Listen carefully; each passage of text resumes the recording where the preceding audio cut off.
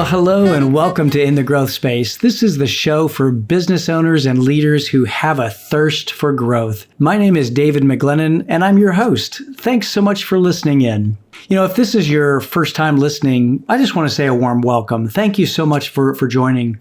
This podcast is all about growth. It's about business growth. It's about team growth and personal growth.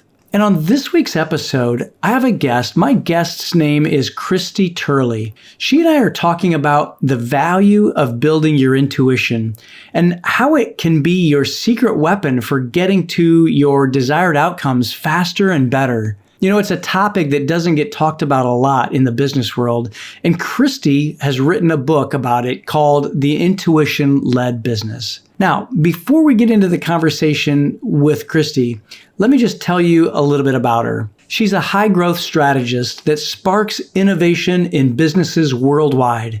Her superpower is uncovering the hidden 1% zone of genius that multiplies influence and impact. And that leads to massive results. For example, one of her clients grew from $0 to $15 million in under 1 year. She launched her career while she was juggling college classes, and by the age of 24, she'd grown 2 businesses by more than $30 million. Amazing. Since then, she started 8 businesses, including her current business, Limelight Alchemy, and that's her branding and marketing firm. Christie Turley has worked with notable clients such as American Express, USAA, Carnival Cruises, and thousands of speakers, authors, and coaches. Her signature workshop, Breakthrough, helps entrepreneurs evolve new ways of presenting themselves to the world and break through their upper limit so that they can create exponential impact in their businesses. Christie believes that many entrepreneurs ignore the spiritual side of business, and that creates burnout and causes them to miss the invisible opportunities that are hiding in plain sight. And that's why she wrote her book called The Intuition-Led Business. She also does interviews on her own podcast called The Intuition-Led Business. And she's an engaging speaker. She's a wonderful individual, and I'm so excited to have her on the show today. She lives in the Rocky Mountains with her husband of 19 years and their 2 children who came miraculously after many years of intending. So let's get into that conversation with Christie today. Well, Christie, welcome to the podcast. I'm really excited about today and excited to get to talk with you. Likewise, this is going to be fun. Yeah, absolutely. Well, I know in the intro, I talked about your book called The Intuition-Led Business. It's been one of my favorites. I read it this year. Or actually, it might have been right at the end of the year. I don't remember now, but I know I read it earlier. And I always like to hear like the backstory, like how did you come to write this book? What was the story behind it? I love that question. And yes, thank you for having me. So yeah, this book was, as luck would have it, it was very intuitively guided to write this book. And I always felt like I was going to write a book from a young age, from being a child. I just love to write and create stories. I even have a shelf full of books about how to write a screenplay. I always felt like I had this inside of me. Yeah. And, going through the years, I always kind of wondered, when was that time going to come? And about 3 years ago, I had someone tell me something like, you're going to write a book. I know you are. Like, what do you think you'd write about? And I couldn't answer this person right away. And I had to think about it. And I prayed about it and I got an immediate answer. Really? Intuition. And I said, I don't know that I'm really qualified to talk about that. And I also was kind of like, what? Not on marketing or business or branding? Like, intuition, really? How does that relate? And so then fast forward a couple more years and I had a client say, I have this book idea and what do you think about it? Do you think I should write it? And I said, oh, absolutely. And then we started to outline ways that he could really make it a bestseller and, whether that was the content or the marketing. And, the next week I had another client that said, are you going to write a book? And I forgot to say too, this first client, he said, Christie, don't you have a book? Like, do you have a book? And I said, no, I don't. He was really surprised. So then the next week, this other client said the same thing pretty much. Like, do you have a book? No. Why not? So it was interesting. And then the next week, so this is just a span of 3 weeks, I get this voicemail and it was the wrong number. Okay. But it was a voicemail that said, it is urgent. We speak with you. Your book has been selected for XYZ prestigious event, whatever it was.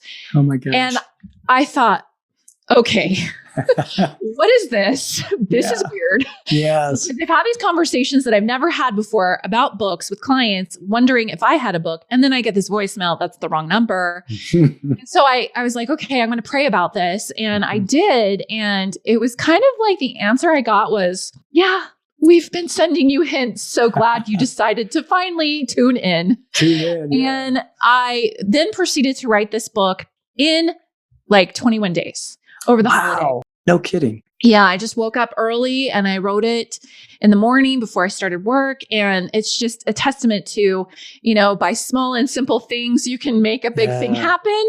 And it doesn't happen all at once, because it can be fast too. And especially when you're guided by intuition as opposed to your experience or your intellect. I felt like that book really just flowed out of me. I didn't know I had it all in me. And I would start each morning with a prayer, like just allow me to be guided to what I'm going to talk about, what I'm going to share. Stories would pop into my mind, or I'd think of a book on a shelf that was like a clue or a reminder into something I wanted to talk about. And so the reason the reason I wrote it is because I was told to write it. But I feel like the reason I was told to write it is another question to ask, right? Why was I told to write it?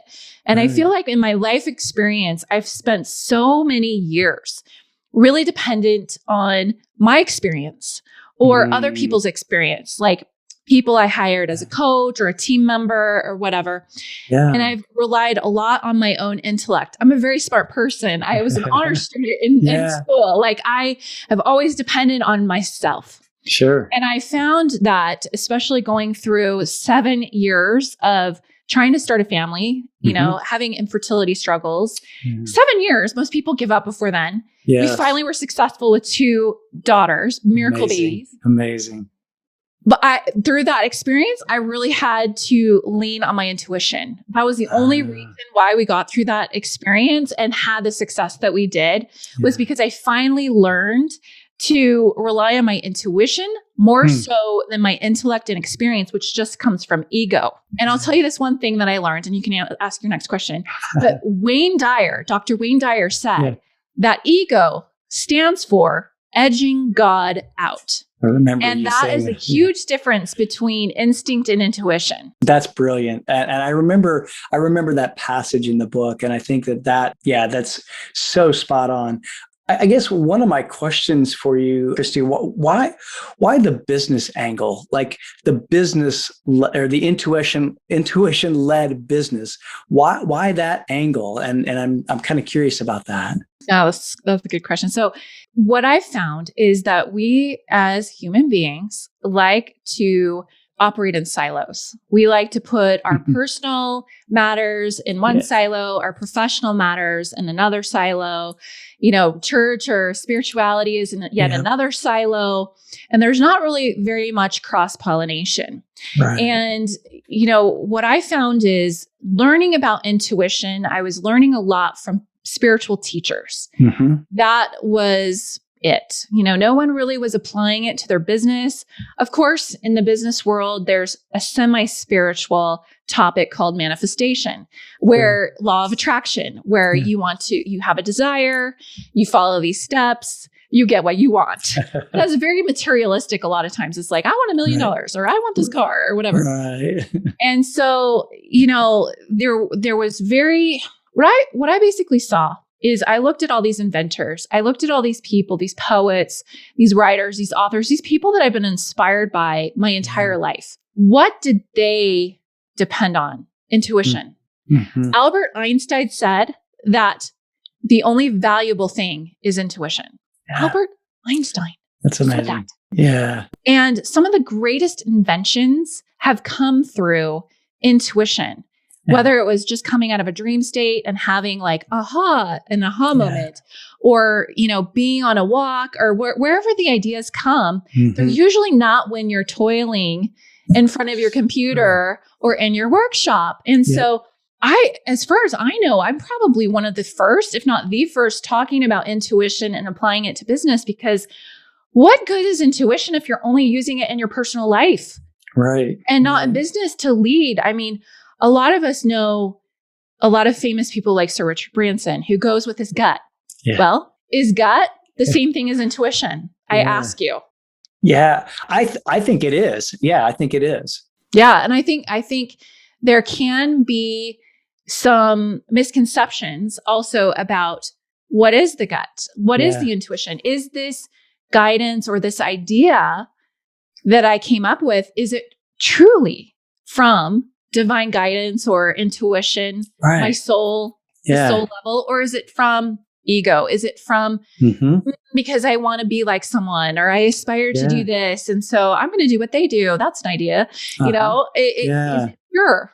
Yeah, right. Yeah. So how do you tell the difference there? Yeah. So there's a checklist I actually give in my book, and I'd be happy to read through the checklist if you would like. Yeah, I'd love it. Yeah. Okay. So here's what you do. So there's a series of questions that I developed just after a lot of practice. Yeah. Really discerning. That's the operative word. Discernment. Discernment is so important, especially today, because when we hear something from someone, whether it's media, whether it's a guru, whoever it is, some expert, we need to decide for ourselves and discern for ourselves if that is our truth. It could be their truth, but not necessarily our truth or God's truth. So this discernment is so important. And so when an idea pops into your head, these are the questions that you could ask yourself. So, was I feeling positive when I received this intuitive guidance? Okay. Yeah. Okay. Positivity is very important. Albert Einstein said that you can only solve a problem from a higher state. I'm paraphrasing. Yeah. Higher state than when the problem was created. You have to be above, the solution is above the problem. It's not at the same level as the problem. Yeah. So was I feeling positive when I received this intuitive guidance? Number 2, did the thought, person, or image that came to my mind come like a flash? Like, in other words, you weren't thinking about something else that led you to something else that led you to something else. It was almost like a little mail slot, like the envelope just pushed through the mail slot all of a sudden, and it came like a pop or like a flash. It's usually an indicator that it's your intuition. Number 3, am I now in this moment feeling positive, well rested, and well fed? It's really important. Interesting. Yeah. So I can get a clear communication or clear confirmation. Okay. So this is a way to recheck. So that's why, it's important to sleep on things sometimes. Sure. You kind of get excited about an idea. You're like, oh my gosh, that would change the world, or that would surely make $1 million. You get so excited. And that also keeps you from seeing things clearly as well, because it's the level of excitement. You almost have to go to like a neutral yet positive state. So sleep on it. The next day, does it still feel good? Okay. Yeah. And making sure you're well rested, because if you're tired or you're hangry, yes, you're angry. Do you think you're going to be able to really see things clearly? Yeah, probably not. I was going to say I wouldn't. Yeah, this is why morning rituals are so important too. I will just add that in. Absolutely. You got to start the day off on the right foot, and if you're going straight into work without spending that time with yourself and just clearing the clutter out of your mind, you're not going to be as effective. So I can't even imagine, just on that topic for just a second, I can't even imagine like just starting into work right out of the gate, because I've been doing my morning routine, my morning ritual for so long now that if I don't have it, like the rest of the day is going to be wrecked. I have to have my morning routine. Yes. And so anyway, I just have to reiterate that part of the process I think is so key, just to have that morning routine, have that morning ritual, so that you set your day up to, for all of the rest that's coming. Yeah, it helps you also be in a proactive state as opposed to a reactive state, letting life happen to you. Yeah. We've all gone to work and had fires to put out. Right.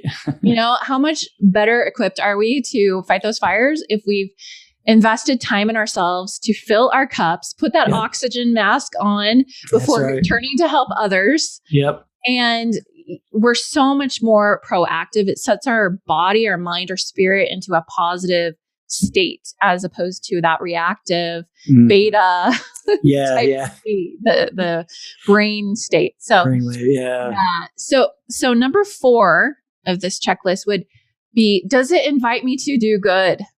Okay. Yeah. So think about this. Okay. If you got some intuitive guidance, or you thought it was guidance to do something that would hurt someone, is that really? Yeah. That's not good. Right. No. Yeah. So it's got to invite you to do good.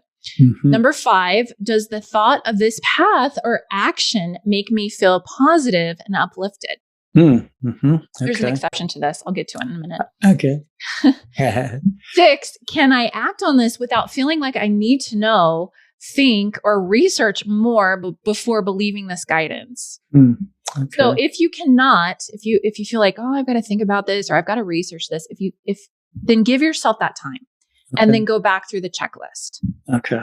So that you can make a really good, confirmation of what you have felt as the idea.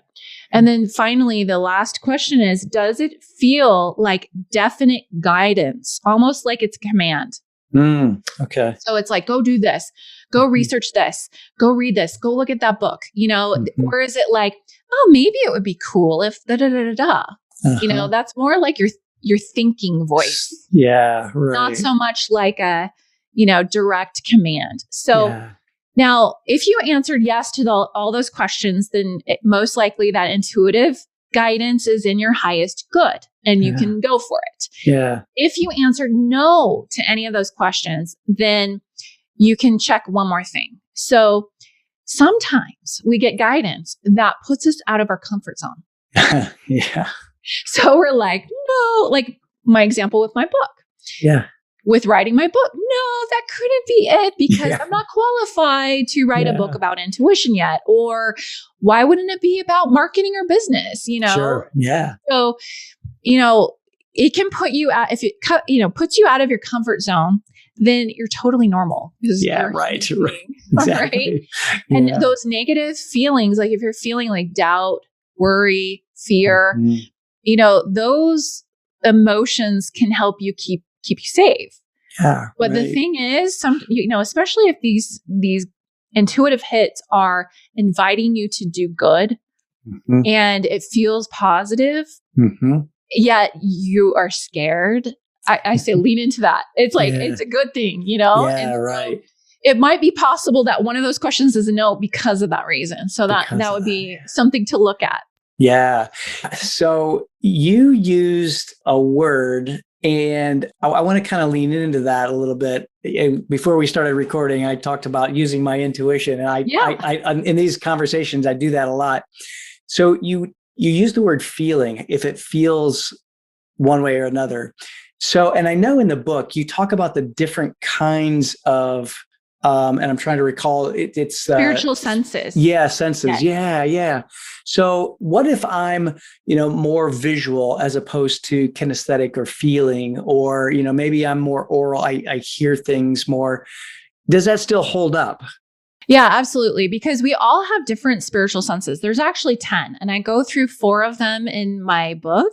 Yeah. And think about when you were back in school. There were certain ways that you preferred to learn, correct? Right. Like you could have been a visual learner. You could have been an auditory learner. You could have been a kinesthetic learner, which you just mentioned. Yeah. And you could have been a verbal learner. So, we all have physical senses. And we have dominant physical senses. So if you're a visual learner, you're probably more dominant with, your eyes as that physical sense, right? Yeah. And so you're going to learn best by seeing charts and graphs and outlines and photos and videos. You prefer to watch a video than read text, Right. And presentation slides, right? And then if you are auditory, then you're going to learn best by hearing, by listening to verbal instructions or having discussions with people or repeating what you learned to a friend or colleague. A verbal learner is going to learn best by reading and writing through books and by taking notes. And a kinesthetic learner is going to learn best by doing, by using the physical body, touching, feeling those, that tactile hands-on work. Yeah. So there's a correlation to your spiritual senses, I found. Like if you tend to be more of a visual learner, then your intuition is going to come through that channel a little bit more than maybe other channels. So a visual learner, the dominant visual learners, there's this word that is a buzzword in some circles that is almost triggering to some people because they think it means something else, but it doesn't. It is simply a French word. Okay. The French word is clairvoyance. Oh, yeah. The English translation is clear seeing. And a lot of people think that means psychic. It doesn't, because that's more like future telling, fortune telling. It's different. That's not what we're talking about.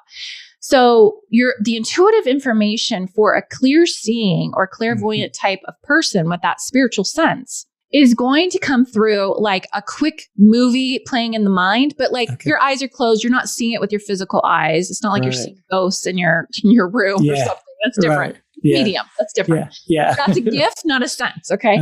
So it's like, or you'll see a symbol in your mind. So I had this happen to me yesterday. I'm working with someone putting together a program. I'm drifting off to sleep and I saw image, heard a phrase. And in that millisecond or whatever it took for me to receive that information, actually telling this person the thought that came through took like 10 minutes to explain. But it was like these three things and I knew what it meant, but it's like this, like if you already have a vocabulary that you formed, like I'm very big into symbols. I wanted to be a writer. So I loved that. Right. Sure. So that of course is how my intuition is going to speak to me, as well as the clear hearing or clear audience, because I am huge with that. Sometimes I'll hear a word. It's not physically I'm hearing a word. It's like, it's almost like I'm thinking a thought in my head and it comes through like words. Okay. So it's like that when I saw image, and then I heard a phrase, it was like a thought. That's what people don't understand. Like you can be very clear audience. In fact, I feel like thought leaders, experts, authors, leaders, they tend to be very clear audience because they're good with their voice. So if you're good with your voice and speaking, and if you're really tuned in, sometimes you speak things that you're like, I didn't know I knew that, but I did. Oh, yeah. It's not like you're making it up. It feels true, right? But it's like, wow, really cool. Yeah, that's interesting. Others, of course. Well, I actually talk about a bonus fifth one, but it's clear feeling.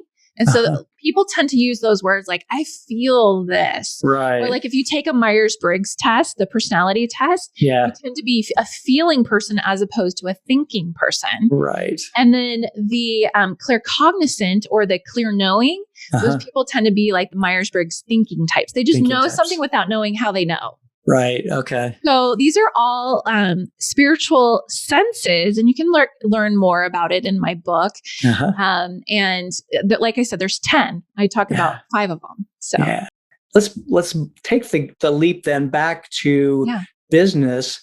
How do we use these things that our intuition in business, and what's the benefit for really using and maybe even strengthening or finding our intuition if we've not really ever used it before or thought we've used it? How do we build that into business? So, well, how about I give you this? I'll give you like a before and after picture, because you've got it's like you've got to invest the time into really developing your intuition, because everybody has it. Everybody has it. We're born with it. Yeah. It's just how strong is it? It's like your muscles. Right. Like how, do you have a weak bicep or a strong bicep? Are you able to lift 10 pounds or 100 pounds? Right. Same thing with intuition. We've just got to learn how to tap into it and learn how to use it. So once you start using it, it's about applying that to your business. And so, for example, maybe you can relate. Relying totally on your experience or what the data or the charts tell you. Yeah. That would be like the before. The before picture of intuition. Yes, it's important. not dismissing that at all. When you are coming from an intuition-led standpoint, then you're going to allow that information in, and you're going to trust in your hunches about the unseen and what's below the surface. Okay. So this piece of data, yes, if we just, said equal sign this, that's what it means. Or is there something unseen or something below the surface that you've got to dig into, do more research, follow that hunch? Yeah. Okay. So that's an example. Another example would be before applying intuition to your business, it would be like making decisions quickly. Now, some people are great at making decisions quickly. Some people aren't, right? Sure. Yeah. Let's say you are. Let's say you just make decisions quickly. Well, using your intuition, you would think through possible scenarios, and then you would tune into your emotions and your intuition. Okay. That's the difference between going from instinct, like, yeah, that sounds good, versus, does that seem right? Yeah. Is that true? Is what this person telling me true? Do I make my decision based upon what that person is telling me? Or do I make do my own research, ask other questions, so, and then you really tune into your intuition. Does it feel right? Does it feel true? That's the discernment piece. Okay. So is it more that, because it sounds to me like you're not just jumping in and just saying, okay, this feels like the right thing, boom, go. It's almost like I got to kind of check in a little bit, and there's like a pause. Maybe there's a space between what I'm thinking or hearing or feeling, and then making that decision. So it's really kind of taking a temperature check or a pulse check, if you will. Exactly. I mean, and these things could be good. It's like you've been offered this amazing opportunity and you want to say yes immediately, Right. Yet if you take that pause and you say, okay, is this in my highest good? That's the key question. Is this in my highest good? Is this aligned to where I'm going, who I am? Is it going to take away? Am I going to have to sacrifice something I'm not willing to sacrifice? Does it go against my non-negotiables? Yeah. And really taking that time to really thoughtfully think through it instead of enthusiastically saying yes. Yes. In the moment. I think that's important. And then I think for the people that maybe they don't make decisions quickly, they may doubt their own feelings or their thoughts or their intuition. And so they turn to other people and they seek advice from other people, or they crowdsource advice on Facebook and they're like, what do you think? Or whatever. Sales have gone down. Why? And asking other people instead of asking themselves or looking into the information.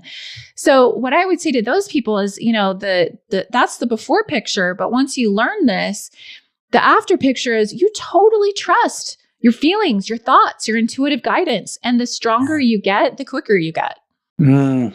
So it's a matter of just practicing it and using it over and over and over again. It's like it's like unlearning what you've learned. Right. The conditioning, the programming, everyone's different. People may have been taught to make decisions quickly, but maybe that's a program. Yeah, right. As opposed to tuning into your intuition, right? Yeah, because I think that so often, at least, and maybe this is my perception, but so often in business that we've got to look at the spreadsheet, we've got to do the analysis, we've got to check the box here, and we got to make sure that everything adds up. And I guess what I'm maybe hearing is that sometimes we can not have. Yes, we need that data. Yes, and we also can kind of sense whether or not what we think the data is telling us is actually right. Yep. And then you're saying go uncover it and maybe, take that pause a little bit. So I will just offer this as a metaphor. Yeah. We all know about the iceberg, right? What's on top is a lot smaller than what's below the surface. Think of this and apply it to everything in your life.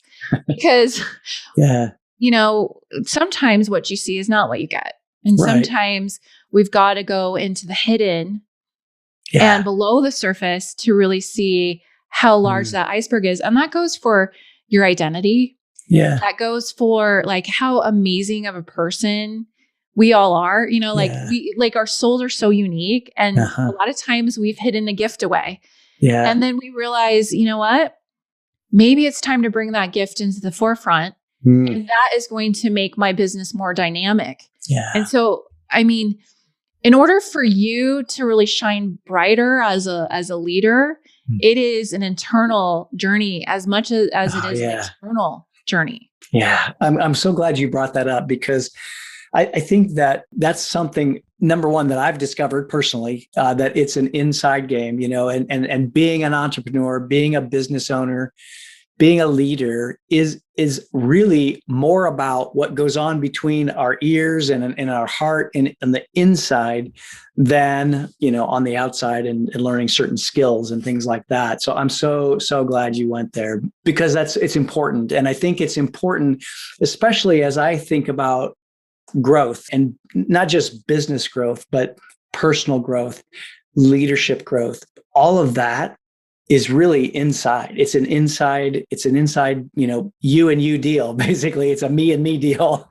And anyway, I 100% agree. Yeah. And that is the iceberg. That is all of us. And life is, do you know what a fractal is? It's like when, I know it's like when a pattern is inside of a pattern, inside of a pattern, inside of a pattern, like Russian nesting dolls or something like that. Okay. Yes.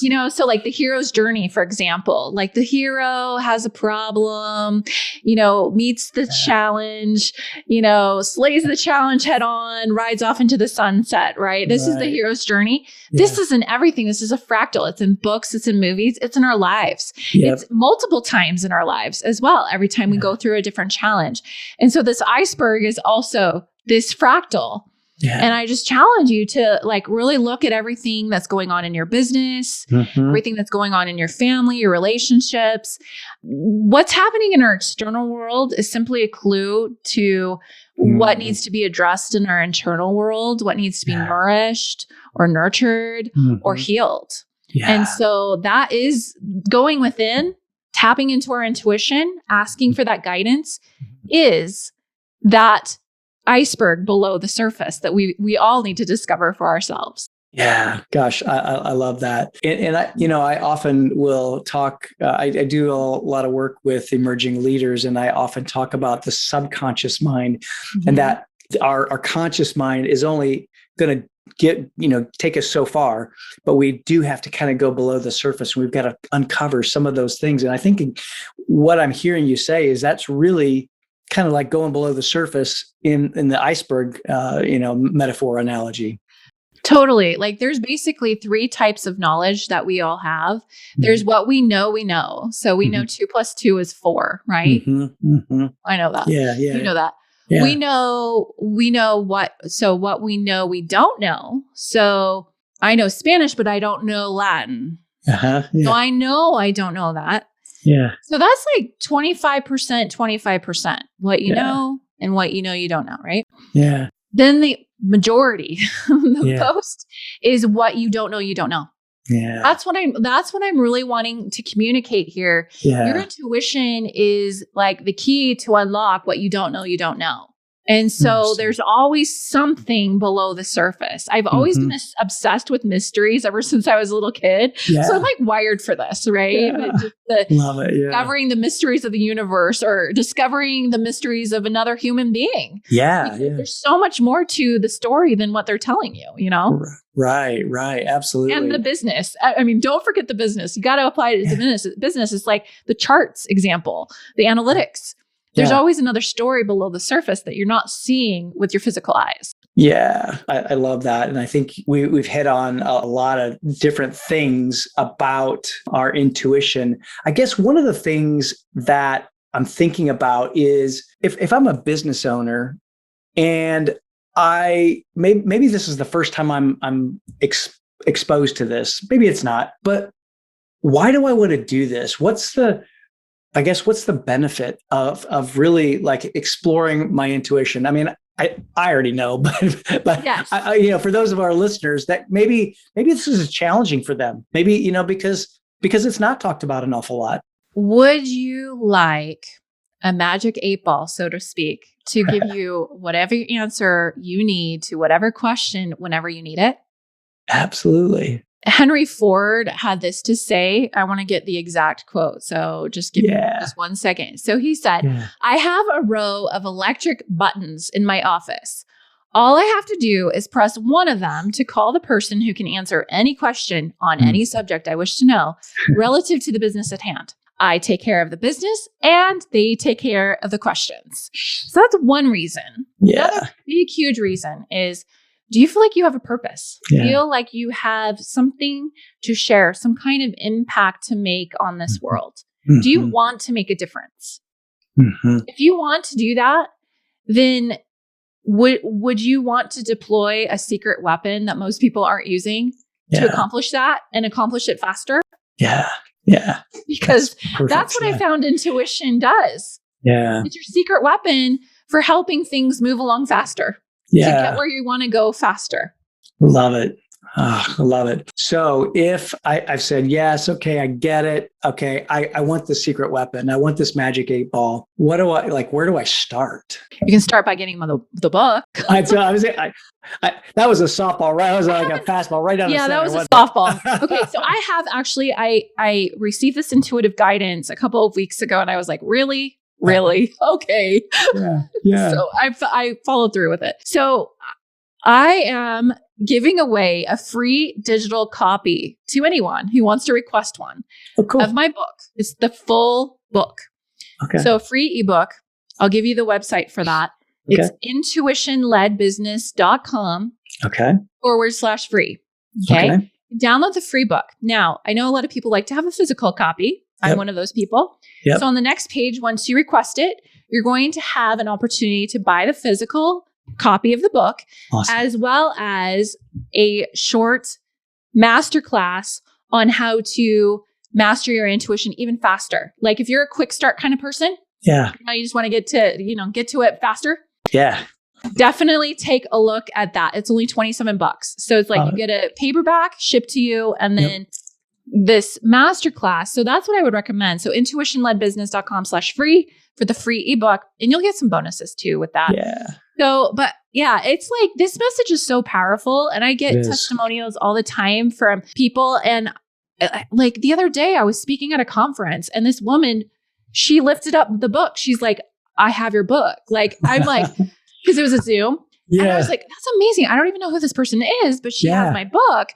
And then she's like in the chat, like talking about how it's changed her life and, these things that she's learned and results that she's had from reading the book. And I'm like, you know what? More people need to know about this. Yeah. And if by offering it for free, a free ebook, I'm able to do that, that's great. Like, I'm like, whatever. Yeah. So I love it. That was the guidance I got and I followed through. So there you go. That's so cool. Yeah, it's so cool. I'm one of those physical copy kind of guys. Yeah. I love my physical copy, but I also enjoy the electronic copy too. And I think that's a great thing. And we'll put the link in the show notes so that people can go there. If you're driving, if you're running or whatever you're doing while you're listening to this, go to the show notes and you'll be able to get the link to Christie's free ebook. And I have to say, I mean, if you're watching this on YouTube, you're going to see like my copy is highlighted. Like I've got highlights all through this book. It's amazing.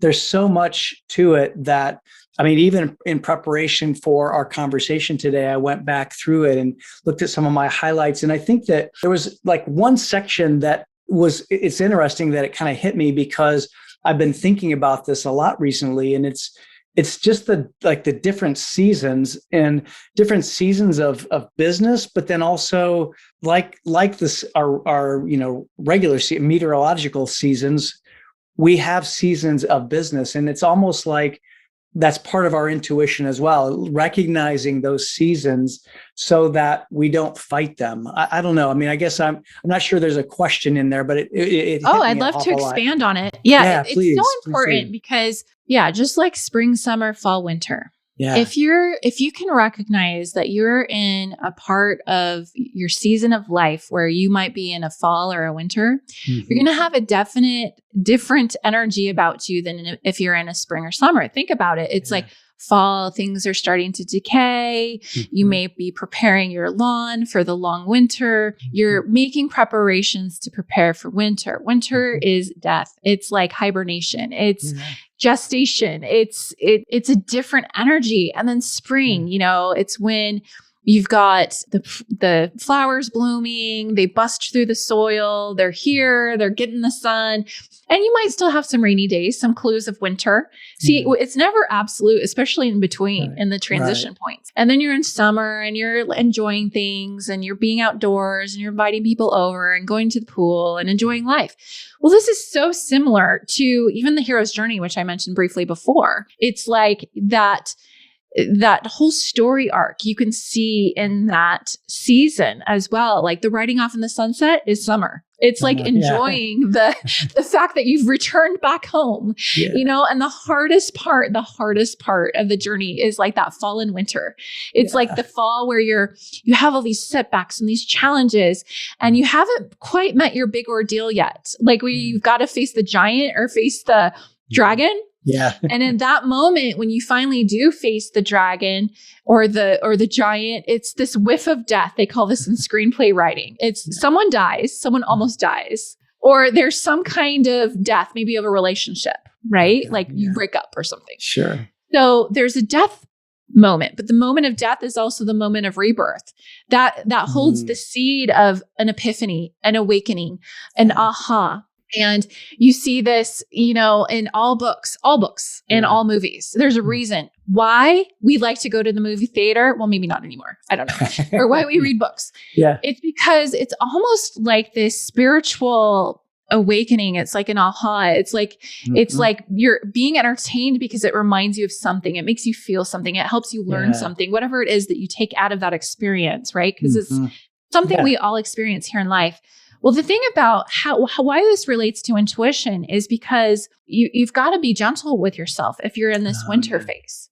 Yeah, you know, if part of your identity is dying, like, or part of your business is dying, maybe for example, sales aren't going so well. Like you're in the fall.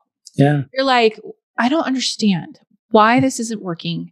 Why all of a sudden are my sales not working? You know, and it's because you're probably in the fall. You know, that there's something either going on in your life or your business that needs to die, and you need to let it die.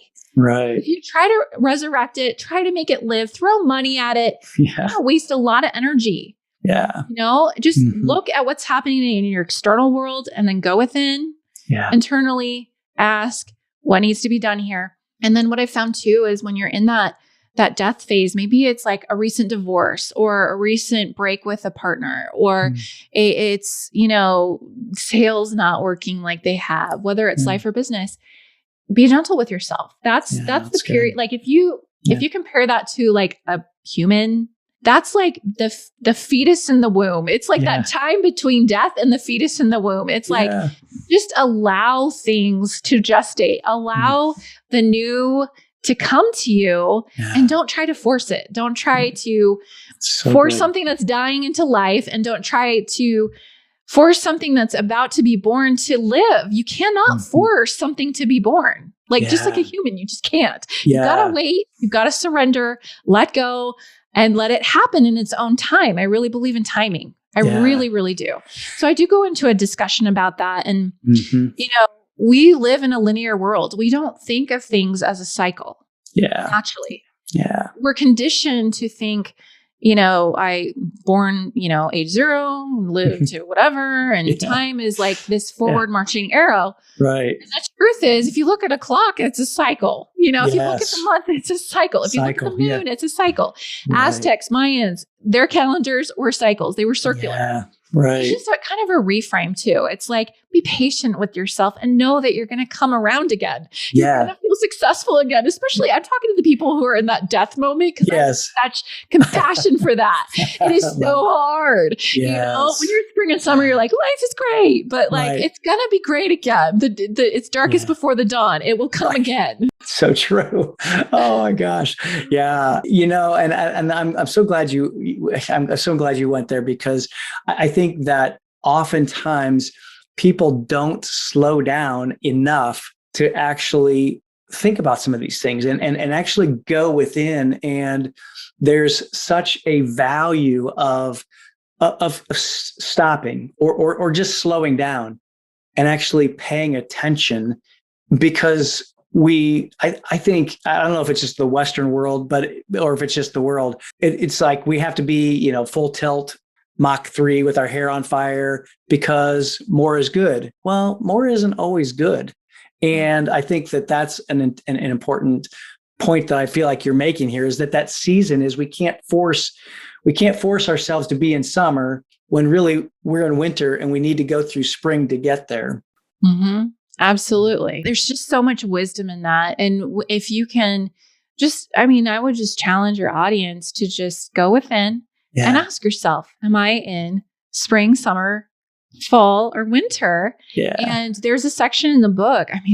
There's no excuse. It's free. Yeah. There's a section in the book that talks about it. And like, what do you do if you're in any of these different seasons, and how do you act differently, and how do you allow yourself to just be? Yeah. An agenda. So good. Yeah. And matter of fact, it's so funny you say that, because that's the part that I kind of like landed on as I was going back through some of my highlights. That's really good. All right. So first and foremost, go get the book. I've read it. I love it. There's so much here. There's so much to take from it. I'm just encouraging the audience to go check it out. It's free, for crying out loud. You don't have an excuse. So just go get it. And then if you want the hard copy, like I've got, go get that too, because it's well worth it. And I don't know if you're like me or not, but I like to highlight, because it's like, I want to come back to things. Something that strikes me, and then I want to just be able to come back to it like I've done. So Christie, tell people, where can they get a hold of you? Where can they get in touch with you or connect with you to hear more? I'd love to make sure that the audience knows how to do that. Yes, absolutely. So in addition to getting my book, which is in the show notes, yep, I also offer fractional CMO services for people that would like some marketing strategy. Also, we have some implementation services as well.